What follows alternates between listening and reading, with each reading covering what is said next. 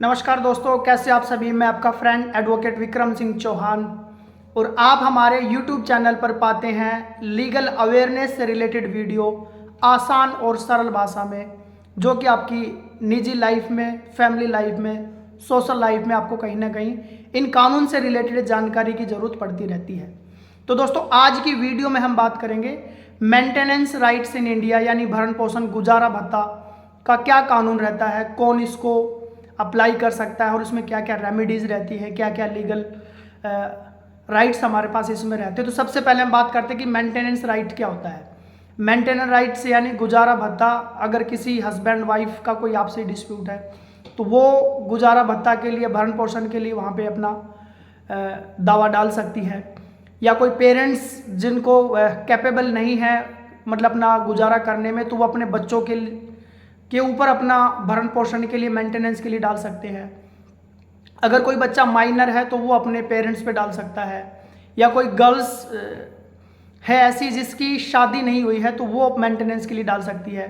या किसी husband wife का डिस्प्यूट चल रहा है तो वाइफ वहाँ पे अपना भरण पोषण के लिए डाल सकती है। तो ये कुछ लीगल रेमेडीज़ है जिसमें पेरेंट्स बच्चों पे डाल सकते हैं, बच्चा अपने पेरेंट्स पे डाल सकता है जब तक कि वो 18 साल का ना हो जाए। कोई गर्ल्स चाइल्ड है तो वो जब तक उसकी शादी ना हो तब तक वो डाल सकता है।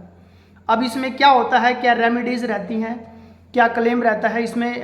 आर्थिक जीवन गुजारा के लिए, जैसे उसका कपड़ा हो गया, उसका रहने का मकान हो गया, मेंटेनेंस हो गया, हेल्थ से रिलेटेड चीज़ें हो गई।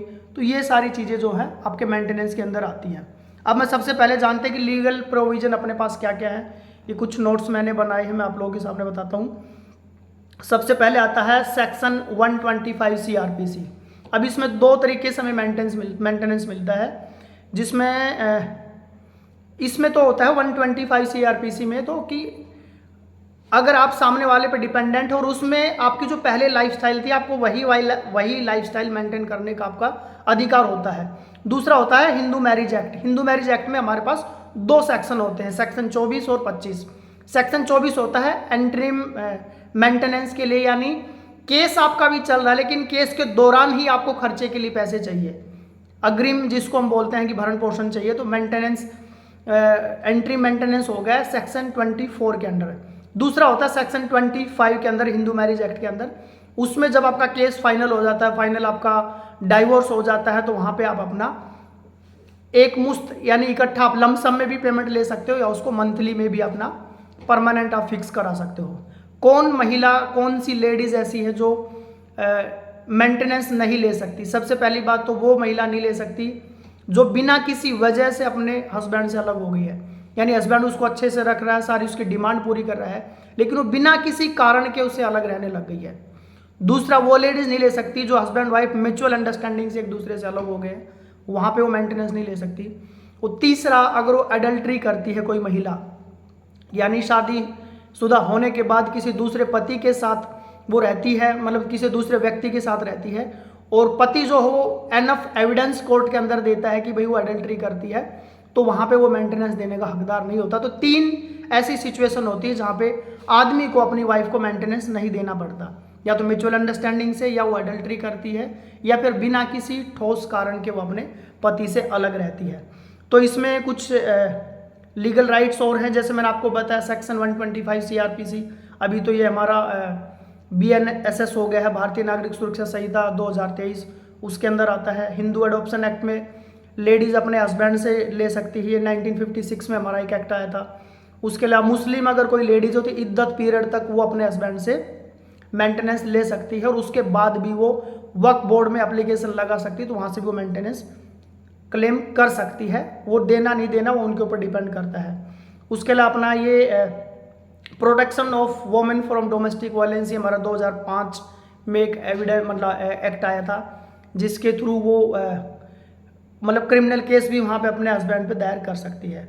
तो कोर्ट कैसे जो भी है इनका मेंटेनेंस को डिसाइड करता है, सबसे पहले दोनों पक्षों को सुनता है, उनके जो भी एविडेंस वो देखता है कि भाई इसमें अच्छा एक चीज़ और है, अगर वाइफ हस्बैंड से ज़्यादा कमाती है या उसके बराबर इक्वल कमाती है तो भी ये कोर्ट की डिस्क्रिशनरी पावर है कि वो वहाँ मेंटेनेंस के लिए उसको बोले या ना बोले।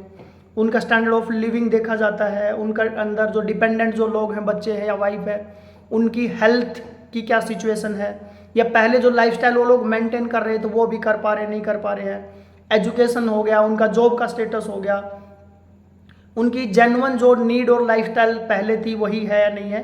तो ये सारी चीज़ें इसके अंदर रहती हैं। अब इसमें फाइल पिटीशन कैसे डालते हैं, सबसे पहले आपको जो है एप्लीकेशन ड्राफ्टिंग करानी होती है। तो ड्राफ्टिंग आप कराते हो, उसमें प्रॉपर आप सारी अपनी डिटेल्स लिखते हो कि भी इस वजह से हम हस्बैंड वाइफ अलग रहते हैं, ये हमारा रीज़न है और हमें इतना ये खर्चा चाहिए, ये सारी चीज़ें हैं। आप अपनी पूरी सारी चीज़ें ड्राफ्टिंग के अंदर पूरा डिटेल में बताते हो। फिर आप अपना प्रॉपर एक कोर्ट जहाँ पे आपकी फाइल सबमिट होनी है, जैसे अगर मैं बात करूँ, अगर आपकी 125 CRPC में जाती है तो ये मजिस्ट्रेट के पास आपकी फाइल जाती है, क्योंकि ये क्रिमिनल केस के अंदर भी आता है। अगर आपका हिंदू मैरिज एक्ट के अकॉर्डिंग जाता है तो ये आपका फैमिली कोर्ट में जाता है। तो ये दो अलग अलग जगह पे आपके चलते हैं मामले। तो आपको देखना होता है कि आपका मामला किस कोर्ट में जाएगा।